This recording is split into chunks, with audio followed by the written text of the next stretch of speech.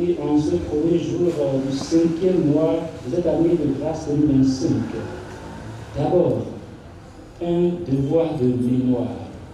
La mémoire du premier prêtre de notre pays, en ce sens et en sa qualité de proto-prêtre, il porte le titre de l'aîné d'une multitude de prêtres. Ensuite, un devoir de reconnaissance. Reconnaissance pour le don qu'il a fait de sa personne au Seigneur et reconnaissance pour l'héritage scripturaire qu'il nous a fièrement laissé. Le contexte de ces ateliers de réflexion qui ont commencé aujourd'hui s'inscrit dans la célébration des 50 ans de naissance au ciel du Père Thomas Mulero, premier d'une multitude.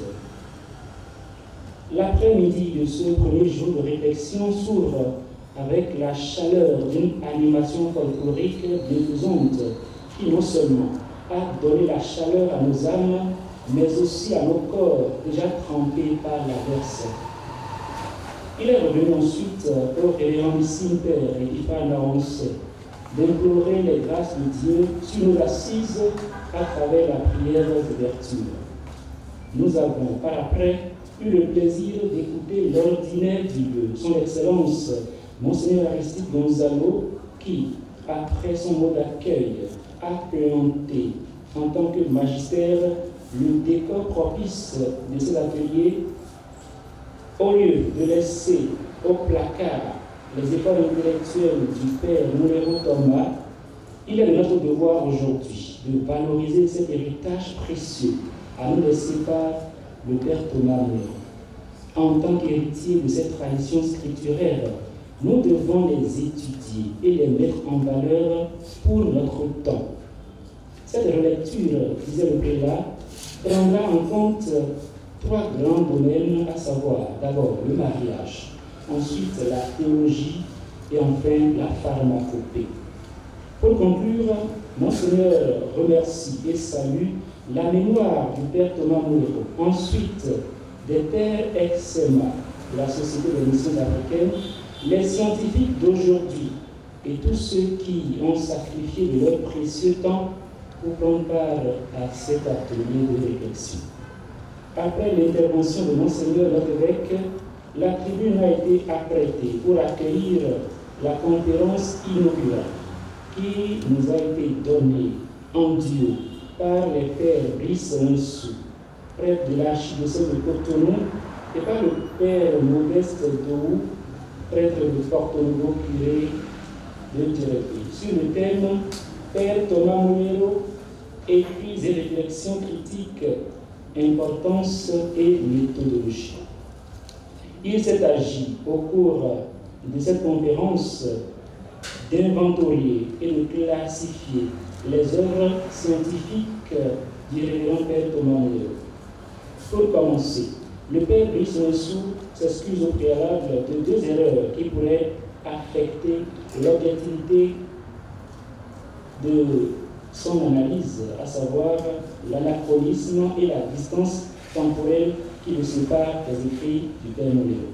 Son intervention tripartite partira d'abord des écrits du Père Thomas Mulero comme témoin de l'histoire, ensuite l'importance critique de ces écrits et enfin un regard a été porté sur la méthode utilisée et adoptée par l'auteur, méthode qui confère donc à ces écrits un caractère scientifique. Un complément qualitatif a été fait par le Père Modeste Dou sous 2 volets. D'abord, par rapport à l'écriture et ensuite par rapport à la réflexion critique. Pour finir, le Père Modeste propose la création d'une revue scientifique qui portera le nom du Père Thomas Mulero. Le duo des Pères Brice et Modeste, après leur respectif exposé, a cédé la tribune pour le premier panel sur la thématique du mariage, réalité pastorale vécue et pratiquée par le Père Thomas Mulero. Ce panel a été animé par un plateau technique d'experts et de sachants qui ont pour nom les pères Pierre Oulodji, curé de la paroisse des Pères, Florian Paul, curé de la paroisse de Vacon, Père Romain Arol, directeur de la catéchèse dans le diocèse de Porto-Novo, et la sœur Nicole Minato. Il est revenu au Père Pierre Oulodji d'exposer en premier la pratique du Père Thomas Mulero qui révèle sa théologie du mariage et sa théologie sur le mariage spécifiquement chrétien catholique. Le récit en forme de témoignage en lieu Igacha qui stipule deux formes de mariage, à savoir par échange d'une part et par demande d'autre part. Les sachants, quant à eux, ont abordé des axes précis et spécifiques sur cette grande problématique du mariage. Le flux important de questions recueillies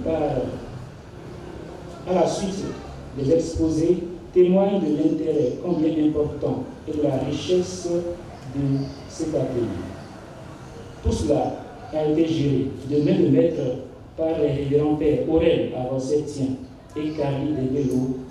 Le rouge de la journée présenté par votre serviteur Constant Rossou fait le bilan de cet après-midi de réflexion. Nous poursuivrons les travaux demain à 9h. Je vous remercie.